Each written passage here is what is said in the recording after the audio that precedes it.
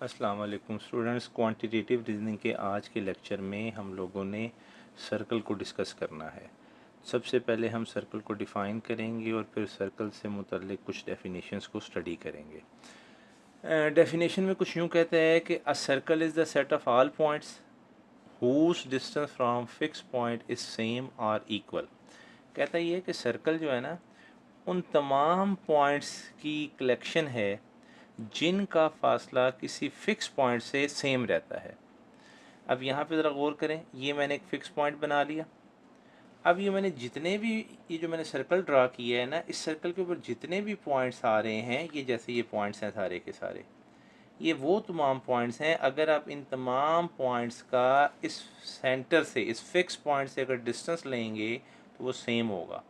मिसाल के तौर पर अगर यहाँ से लेकर सेंटर सी से लेकर यहाँ तक का डिस्टेंस अगर मिसाल दे रहा हूँ 2 यूनिट है, तो फिर यहाँ से लेके इस पॉइंट तक का जो डिस्टेंस है वो भी 2 यूनिट होगा। मैं दोबारा रिपीट कर देता हूँ, अगर सर्कल के सेंटर से इस पॉइंट तक का डिस्टेंस अगर 2 यूनिट बनता है, तो फिर इसी सर्कल के सेंटर से ये जो दूसरा पॉइंट मैं जैसे ले रहा हूँ, ये फासला भी कितने यूनिट होगा? 2 यूनिट होगा। तो याद रखिएगा, ये जो फिक्स पॉइंट होता है इसको हम नाम देते हैं सेंटर का, सेंटर ऑफ द सर्कल, और इसको आम तौर पर सी से रिप्रेजेंट किया जाता है। अब स्टूडेंट, सर्कल को डिफाइन करने के बाद हम यहाँ पे एक डेफिनेशन स्टडी करेंगे रेडियल सेगमेंट की। याद रखिएगा, रेडियल सेगमेंट जो है, जैसा कि नाम में सेगमेंट का वर्ड आ रहा है, तो रेडियल सेगमेंट एक लाइन सेगमेंट है जो कि ज्वाइन करता है सेंटर ऑफ द सर्कल को to any point of the circle, to any point on the circle. ये देखें, ये सर्कल का सेंटर है और ये जो सर्कल बना है ये तमाम पॉइंट्स को कलेक्ट करके बना हुआ है। अगर आप इस सर्कल का कोई रैंडमली पॉइंट ले लें, जैसे कि यही पॉइंट लिया हुआ है, आप इस सेंटर को इस पॉइंट से ज्वाइन करेंगे तो ये जो आपके पास लाइन सेगमेंट आएगा, अब इसका नाम होगा रेडियल सेगमेंट। क्या नाम होगा जी? Radial segment. ऐसे। अब अगली जो डेफिनेशन आ जाती है वो रेडियस की आ जाती है। रेडियस क्या चीज़ है? ये जो रेडियल सेगमेंट है, इसकी जो लेंथ होगी इसको आप रेडियस का नाम देते हैं। जैसा कि मिसाल के तौर पर मैं एग्जांपल देता हूँ, ये मैंने एक रेडियल सेगमेंट ड्रा किया, ये सेंटर सी है, इसको मैं ए का नाम दे देता हूँ। तो ए सी एक रेडियल सेगमेंट है। ए सी क्या है? रेडियल सेगमेंट है। यहाँ मैं लिख मेंशन भी कर देता हूँ, ए सी इज़, ये ए सी, ये ऊपर सेगमेंट की लाइन सेगमेंट की अलामत आ गई, मैं लिखता हूँ इज़ रेडियल सेगमेंट।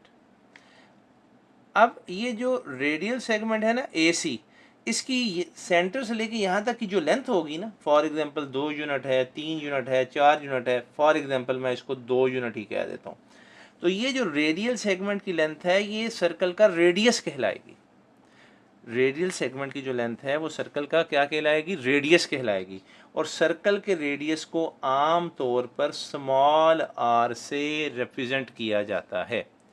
सर्कल के रेडियस को आम तौर पर स्मॉल आर से रिप्रेजेंट किया जाता है। तो डेफिनेशन में भी कुछ ऐसे ही लिखा हुआ है, the length of the radial segment is called radius of the circle. अब रेडियल सेगमेंट भी हमने डिफाइन कर लिया, रेडियस भी डिफाइन कर लिया, अब हम डिफाइन करेंगे कॉर्ड को। सर्कल के अंदर कॉर्ड किसको बोलते हैं? याद रखिएगा, कॉर्ड जो है वो भी एक लाइन सेगमेंट है जो कि सर्कल के 2 पॉइंट्स को ज्वाइन करने से हासिल होता है। अब सर्कल के 2 पॉइंट्स का मतलब है, जो सर्कल की जो बाउंड्री है ना, जिसको आप सर्कल का सर्कमफेरेंस भी बोलते हैं, ये चूंकि तमाम पॉइंट्स की कलेक्शन से बनी हुई है, तो इस बाउंड्री के ऊपर रैंडमली आपने 2 पॉइंट लेने हैं। फॉर एग्जांपल मैं एक ये पॉइंट ले लेता हूँ, इसको मैं नाम दे देता हूँ बी का, और एक मैं ये पॉइंट ले लेता हूँ, इसको मैं नाम दे देता हूँ सी का। अब अगर मैं इन 2 पॉइंट्स को ज्वाइन करूँगा ना ऐसे, तो ये मेरे पास बन जाएगी कॉर्ड बी सी। क्या बन जाएगी? कॉर्ड बी सी।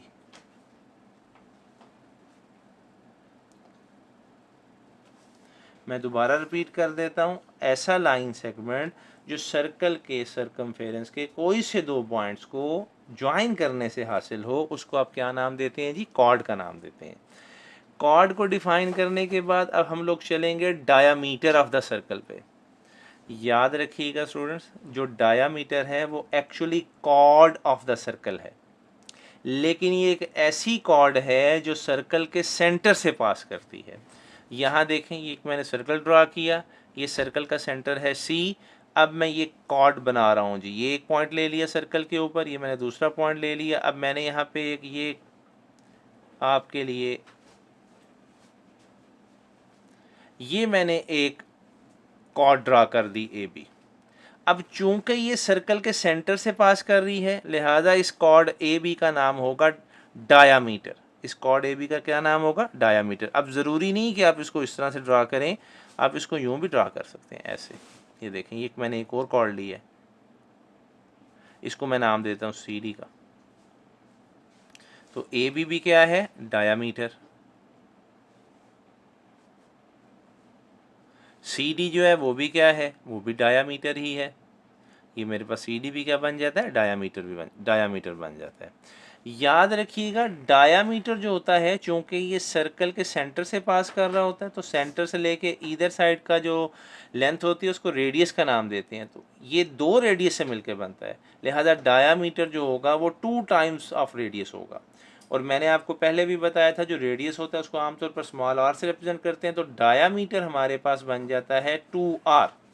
ये आपसे पूछा जा सकता है कि डायामीटर किसके इक्वल होता है? 2r के इक्वल होता है। यूँ भी शॉर्ट क्वेश्चन बन सकता है कि अगर आपको किसी सर्कल का रेडियस दे दे 3 यूनिट और आपसे पूछ ले कि इसका डायामीटर कितना है, तो आपने क्या करना है? डायामीटर का फार्मूला यूज़ कर लेना है 2r। तो आपने इस r की वैल्यू पुट करनी है, तो इसका डायामीटर कितना निकल आएगा? 6 यूनिट निकल आएगा।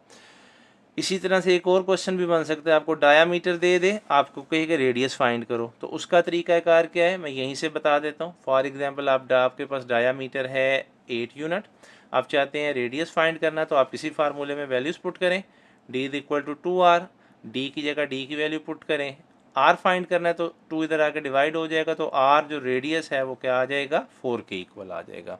तो इट मीन्स कि d is equal to 2r के फार्मूले से अगर रेडियस गिवन हो तो आप डायामीटर फाइंड कर सकते हैं, और अगर डायामीटर गिवन हो तो आप क्या फाइंड कर सकते हैं? रेडियस फाइंड कर सकते हैं। डायामीटर की डेफिनेशन के बाद हमारे पास स्टूडेंट्स नेक्स्ट डेफिनेशन आ जाती है आर्क की। आर्क डिफाइन करने से पहले ये याद रखिएगा, ये जो सर्कल है ना, ये तमाम पॉइंट्स की कलेक्शन है, और ये जो बाउंड्री बनती है ना, इसको हम नाम देते हैं सर्कल का circumference. Circumference of the circle, क्या नाम देते हैं जी? Circumference of the circle. अब अगर आप इस सरकमफेरेंस का कोई भी पोर्शन ले लें, कोई भी हिस्सा ले लें, तो वो आर्क कहलाता है। मिसाल के तौर पर ये मैंने एक सर्कल ड्रा किया, मैं इस सर्कल का ये पोर्शन ले रहा हूँ जी सरकमफेरेंस का, तो ये जो मेरे पास होगा ना पोर्शन, इसमें ये जो ए और ये बी है, ये जो आपके पास पार्ट आ रहा है, that is known as arc A B. और आर्क को लिखने के लिए हम ए बी के ऊपर ये अलामत यूज़ करते हैं या ये रिप्रेजेंटेशन यूज़ करते हैं। जैसे मैं आपको पहले बता चुका हूँ, लाइन के लिए हम लोग इस नोटेशन को यूज़ करते हैं, लाइन सेगमेंट के लिए इसको यूज़ करते हैं, और अगर आर्क के मुतालिक बताना हो तो हम ये वाली नोटेशन को यूज़ करते हैं। नोटेशन से देख के पता चलता है कि किसकी बात कर रहे हैं हम लोग। अच्छा जी, अब आर्क को डिफ़ाइन करने के बाद हम दो चीज़ें मज़ीद डिफ़ाइन करेंगे, सीकेंट लाइन और टेंजेंट लाइन। याद रखिएगा, ऐसी लाइन जो सर्कल को ज़्यादा से ज़्यादा 2 पॉइंट्स पे इंटरसेक्ट करे, उस लाइन को कहते हैं सीकेंट लाइन। जैसे ये गौर करें, एक सर्कल है, ये इसका सेंटर है सी, मैंने एक लाइन ड्रा की, ये लाइन सर्कल को कितने पॉइंट्स पे इंटरसेक्ट कर रही है? Eight most 2 points. और ये दोनों पॉइंट्स क्या हैं? डिस्टिंक्ट हैं, मुख्तलिफ हैं, ज़्यादा से ज़्यादा 2 मुख्तलिफ पॉइंट्स को इंटरसेक्ट करे, तो उस लाइन को नाम देते हैं सीकेंट लाइन का। अब यहाँ वर्ड यूज़ हुआ है लाइन का, तो ये लाइन की ड्रा करने के लिए दोनों साइडों पे एरो लाजमी यूज़ कर लेने हैं आपने। तो अगर मैं इसको लिखूँगा तो मैं इसको यूँ लिख सकता हूँ, A B is secant line. क्यों सीकेंट लाइन है? क्योंकि सर्कल को एट मोस्ट 2 पॉइंट्स पे इंटरसेक्ट कर रही है। सीकेंट लाइन के बाद स्टूडेंट्स हमारे पास आखिरी डेफिनेशन आ जाती है, वो है टेंजेंट लाइन की। टेंजेंट लाइन ऐसी लाइन होती है जो सर्कल को इंटरसेक्ट नहीं करती, ये सर्कल को सिर्फ एक पॉइंट पे टच करती है और टच करके गुजर जाती है।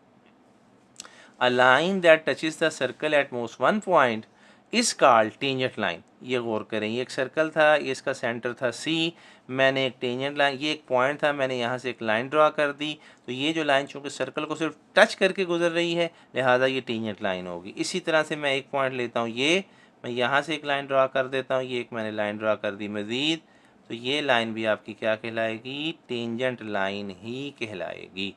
तो ये था स्टूडेंट्स हमारा आज का लेक्चर, जिसमें हम लोगों ने सर्कल और सर्कल के मुतल्लिक जितनी भी डेफिनेशंस बनती हैं वो हम लोगों ने स्टडी की। उम्मीद है कि आपको ये लेक्चर समझ आ गया होगा। अपना बहुत सा ख्याल रखिए। अल्लाह हाफ़िज़।